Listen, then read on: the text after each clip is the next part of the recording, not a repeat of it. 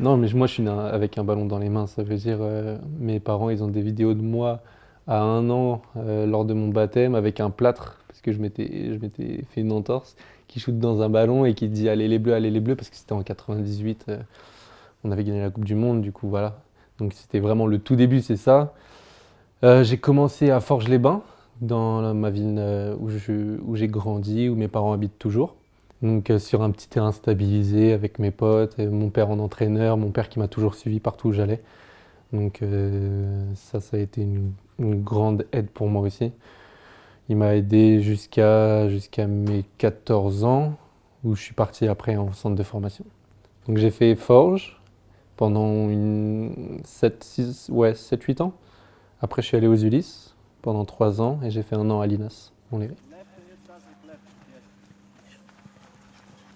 J'avais fait pas mal de détections à droite à gauche qui n'avaient pas abouti. Et quand je suis parti à Châteauroux, tout de suite ça a collé. Ça a collé avec on va dire mes qualités et mes sentiments, parce que au Châteauroux, club familial, petit club de l'Indre qui essaie de faire son trou grâce au centre de formation. Donc je suis arrivé là-bas, j'ai fait une semaine d'essai. La semaine d'essai a abouti. Le recruteur est venu chez moi et il a eu un super discours avec mes parents. Il est resté au moins 2 heures avec mes parents. Ils ont discuté de comment ça allait se passer, etc., etc. Et à la fin, il me propose le contrat que je signe et pour l'année prochaine, pour l'année d'après. Mickaël, en fin de compte, il fait partie des jeunes qui passent au centre de formation et qui nous marquent par ce qu'il dégage. Alors je ne parle même pas de football, hein, par rapport à ce qu'il dégage, par rapport à son sérieux, sa discipline, son état d'esprit. Voilà. Mika Panos, et tous ceux qui l'ont connu au centre de formation disent que Mika, en fin de compte, le retour, il était exceptionnel au niveau humain. Voilà. Je l'ai connu, à l'époque j'étais entraîneur des 19 ans, il est arrivé, il était U16. Il arrivait de l'INAS Montlhéry, voilà, U16, latéral droit, pouvant jouer dans l'axe au départ, mais rapidement mis sur le côté droit. Il arrive sous convention au départ, sans contrat, et la deuxième année, il signe aspirant 2 ans. Et ensuite, il avait enchaîné sur les 2 ans de stagiaire. Un parcours comme on aime lorsqu'on est éducateur dans un centre de formation.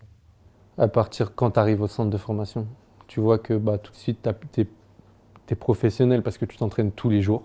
C'est plus professionnalisé quoi, que les clubs amateurs, parce que avant tu t'entraînais le lundi, le mercredi, le samedi tu avais match. Maintenant c'est lundi, mardi, mercredi, tous les jours tu as entraînement, le week-end tu as match. Et après en centre de formation tu as cours aussi le matin. Donc tu as cours jusqu'à 15h, à 15h tu vas à l'entraînement.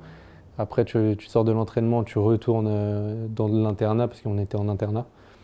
Tu retournes à l'internat, tu fais les devoirs, tu dors et toutes tes journées, c'est les mêmes. Et Armindo, lui, ça a toujours été à l'entraînement, c'était la gagne. Il était toujours dans les entraînements, il poussait à fond tout le temps, tout le temps. Donc déjà, c'est un bon souvenir à l'entraînement, et hors de l'entraînement, toujours avec le sourire, toujours à dire tu peux être le plus grand professeur, tu peux être Cristiano Ronaldo ou Mickaël Panos, tu vas être traité de la même façon. C'était super rencontre, super coach et super homme surtout. Du match de Gambardella où Mika est présent en fait. Yoann Wissa qui est à Brentford en Angleterre en première ligue, et Mickaël Panos, notre latéral droit, qui est joué en Albanie. Ça vous fait quoi de revoir cette photo, de repenser à tout ça? Voilà, c'est des bons souvenirs. C'est de la nostalgie du beau temps.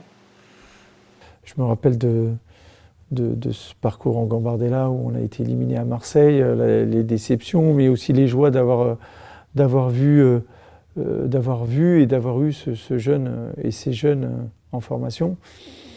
Après, une question, moi j'aimerais bien qu'ils reviennent à Châteauroux simplement pour me revoir par exemple. Hein, je pense que ça lui ferait plaisir, mais de passer un moment ensemble, de manger ensemble, qui viennent à la maison pour discuter. Ça nous permettrait de passer un bon moment. Et c'est vrai que je vous dis, ça reste... vous savez, les années passent. Moi, ça fait peut-être 14-15 ans que je suis en formation. Les années passent et des jeunes comme Michael, il y en a très peu. Petite réaction à ce message, Mika? C'est émouvant parce que ouais, c'est un coach qui m'a marqué, on va dire, dans ma formation. Donc c'est émouvant et ce sera avec un grand plaisir, un énorme plaisir que je retournerai à Châteauroux.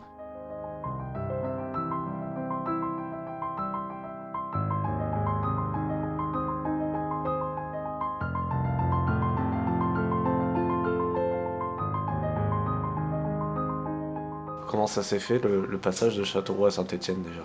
Bah alors, passage là un peu difficile parce que tu es au centre de formation de Châteauroux depuis 5 ans et tu signes pas pro. Tu signes pas pro parce que bah, peut-être que il te manque quelque chose ou je ne sais pas quoi. Je ne sais pas ce qui me manquait, ils m'ont rien dit. C'est aussi ça un peu l'amertume que je peux avoir, c'est qu'ils m'ont rien dit pourquoi j'ai pas signé pro, tu vois. Dans un centre de formation, lorsqu'il y a un jeune... Alors, au départ, c'était peut-être une déception hein, de ne pas pouvoir le voir signer chez nous, parce que lorsqu'on est entraîneur dans un centre de formation, on souhaite que nos meilleurs éléments signent chez nous. Alors, à l'époque, il y avait, sur le poste de latéral droit, il y avait beaucoup de monde chez les pros, et donc ça avait été...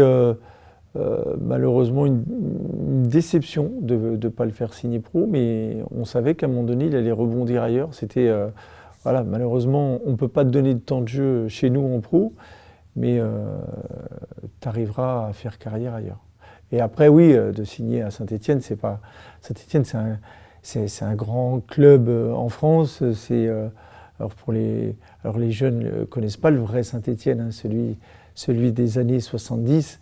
Mais moi j'ai connu et clairement Saint-Étienne, l'engouement, le public, ça fait rêver quoi, de jouer à Saint-Étienne. Donc j'ai eu la chance d'avoir un conseiller, Éric Blondel, qui était à l'époque à Saint-Étienne, qui appelle le coach Batles et qui lui dit Laurent, j'ai un petit qui est à Châteauroux, depuis 5 ans, ils ne le font pas signer pro. Est-ce que tu peux l'essayer? Le coach il dit bien sûr, avec plaisir, c'était la fin de saison en plus. C'est validé aussi par Christophe Galtier qui était à l'époque le coach de Saint-Étienne. Donc j'arrive à Saint-Étienne, je fais une semaine de test et au bout du 3e jour, les dirigeants de Saint-É qui me disent Mika, viens dans notre bureau. On a quelque chose à te proposer, du coup j'arrive avec mon conseiller de l'époque. On arrive dans le bureau et ils me disent Mika, on va te faire signer 1+1, un contrat pro de 1 an plus 1 an. Donc moi, mon premier contrat pro, putain, t'es ému, t'es content parce que c'est Saint-Étienne. Saint-Étienne, toute l'histoire, le plus grand club français historiquement. Donc t'es ému, t'es content et t'appelles ton père en pleurs qui te dit... Tu lui dis papa je vais signer pro et là t'es aux anges quoi.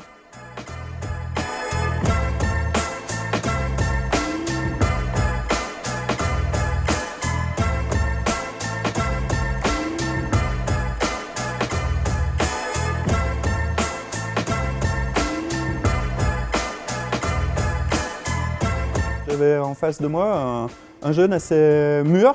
Il arrivait jeune hein, à Saint-É, je pense qu'il avait 18-19 ans. Voilà, c'est sa façon d'être qui m'avait bien plu, bien poli, bien posé.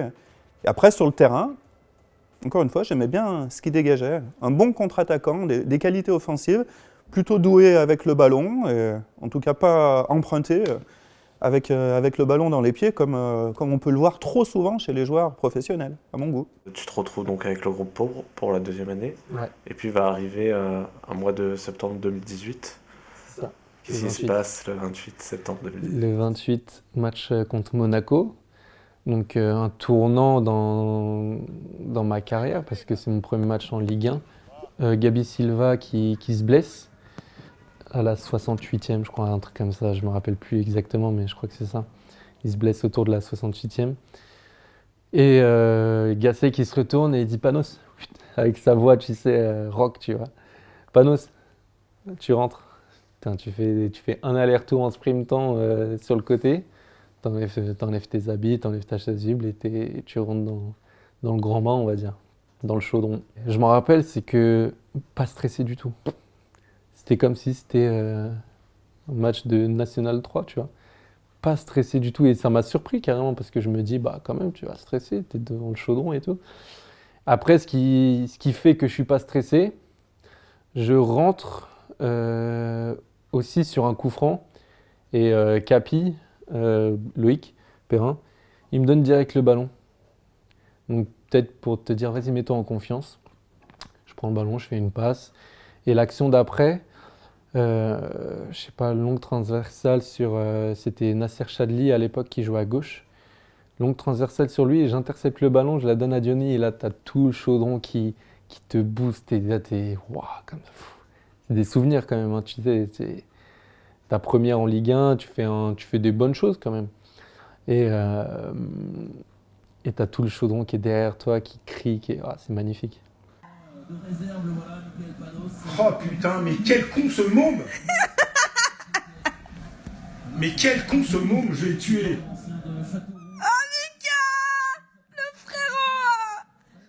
Ton père qui t'appelle, qui te dit ouais bah on va descendre pour regarder Monaco à la maison et on va rester chez toi. Je dis ouais ça sert à rien, venez pas, en plus moi j'ai envie de rentrer après le match. Et c'est pour ça la réaction, putain quel con c'est bon, parce qu'au final je rentre, première en Ligue 1, tu vois, mon père il m'a toujours suivi partout où j'allais. Quand j'étais en équipe de France, j'ai fait un tournoi en Serbie, il est venu en Serbie, il a pris un hôtel, il a vu tous les matchs, tu vois. Et ouais, bah, ma première en Ligue 1, malheureusement, bah, il n'a pas pu venir à cause de moi, tu vois. C'est pour ça, quel con ce môme. Et c'est la réaction d'un père qui est fier de son fils, d'une mère et d'une sœur qui est fière de son fils et de son frère. Donc je me rappelle de ça. Je me rappelais déjà de cette vidéo. Et quand elle l'a postée sur les réseaux, je vois que ça fait du buzz. Et il y a des bons commentaires comme il y a des mauvais commentaires partout. C'est pareil sur Internet. Et c'est une émotion parce que tu dis, bah, ton père était fier de toi. Enfin, il l'est toujours, tu vois.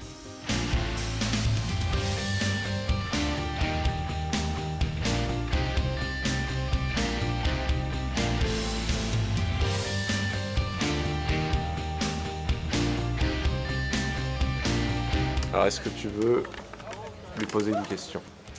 Oui, Michael, si j'ai une question à te poser, c'est pourquoi, à ton avis, qu'est-ce qui t'a manqué pour pouvoir t'imposer à l'ASS? Qu'est-ce qui t'a manqué aussi pour avoir ta chance? C'était peut-être difficile pour toi de t'imposer à partir du moment où t'as pas eu ta chance.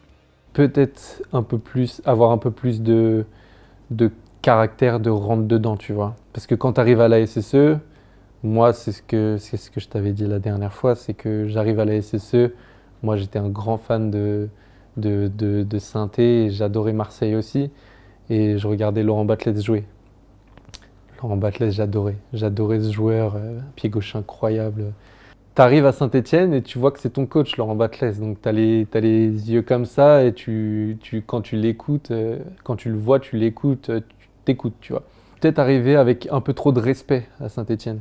Et c'est souvent pas bon quand tu arrives et tu rentres sur le terrain et tu te dis bon, je vais pas mettre le pied à fond parce que sinon je vais blesser Kazri, je vais blesser Kabela et je vais me faire tuer, tu vois.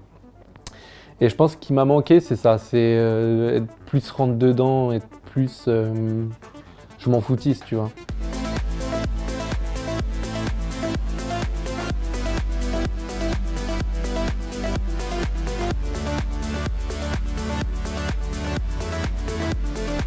T'es en France et t'as pas eu ta chance, tu vois. Enfin, t'as eu ta chance, mais pas plus que ça.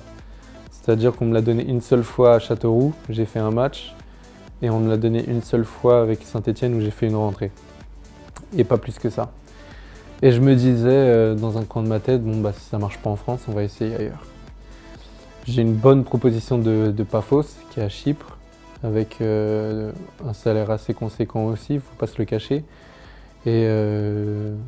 Et tu te dis, bah tiens, ça va être une aventure, on va essayer. Donc je pars. Ça se passe super bien la première année. super bien. Je fais 22 matchs sur les 24 possibles. J'ai été suspendu 2 fois. J'avais jamais pris de carton jaune à Saint-Étienne, j'avais jamais pris de carton jaune à Châteauroux. Et là, j'en prends un tous les week-ends, donc tu vois, ça change. Et ça se passe vraiment super bien. Malheureusement, le Covid stoppe tout. Donc ça a stoppé un élan parce que t'étais sur un bon élan, donc ça te stoppe. Tu avais des clubs qui étaient intéressés par ta venue, par mon profil, donc ça les stoppe aussi parce que manque de budget, etc. Saison après Covid, on arrive, on fait le stage de 1 mois à Riga. Un stage qui se passe bien, tu vois. Ils font venir des joueurs, des nouveaux joueurs, donc pas de souci. Je fais les 4 premiers matchs titulaires et le coach est super content de moi, je fais des bons matchs, etc. Et le 30 août, un truc comme ça, le coach m'appelle et il me dit Mika, viens dans mon bureau, faut qu'on parle, tout ça.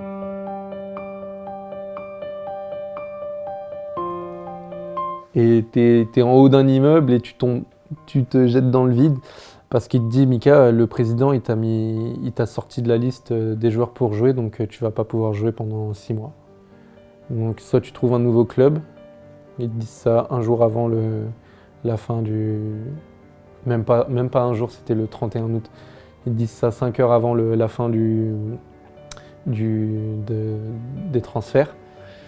Et ils te disent, soit tu restes à Paphos, tu t'entraînes avec le groupe mais tu joueras pas, soit tu trouves un nouveau club.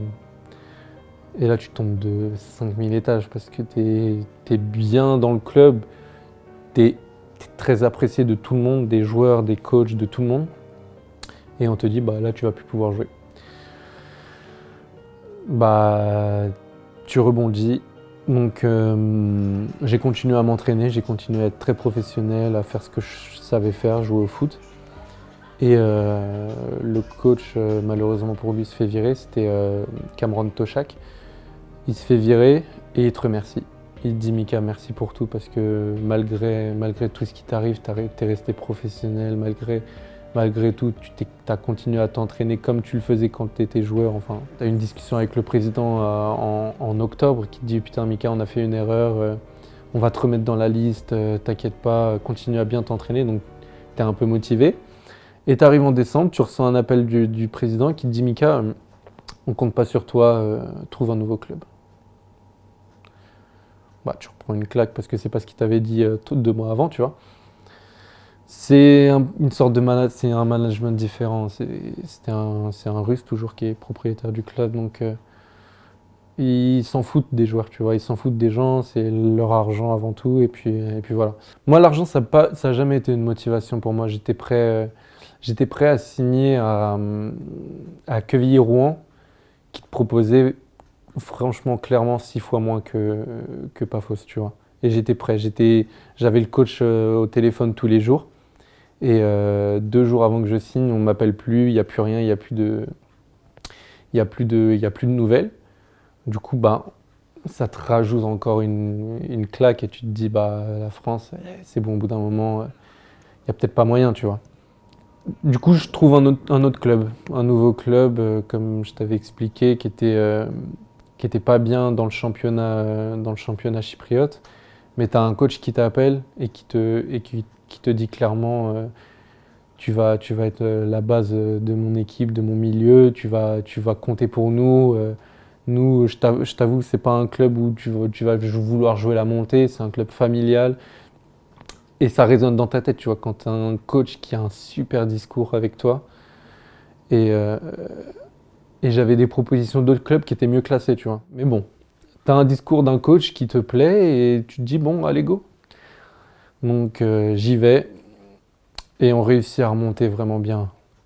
Comme je t'avais expliqué, je pense de janvier à mars, on fait une dizaine de matchs et on fait 7 victoires et un match nul ou 2 et 1 ou 2 défaites, tu vois.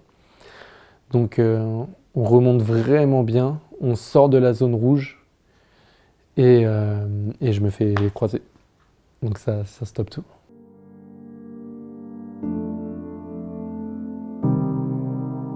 Tu te blesses au mauvais moment, tu te blesses quand t'es tu es, on va dire, au top de ta forme, t'as pas de regrets parce que bah, tu as tout fait à fond.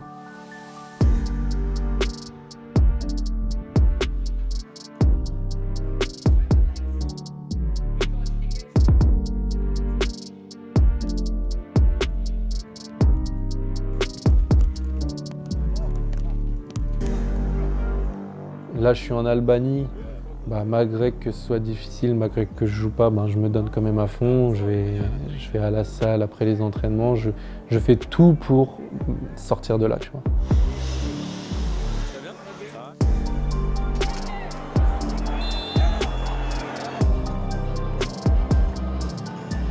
Moi, j'ai toujours été dans une optique, c'est le travail paye. Même s'il paye pas maintenant, il paiera plus tard. Donc continuez à bosser et ça va payer.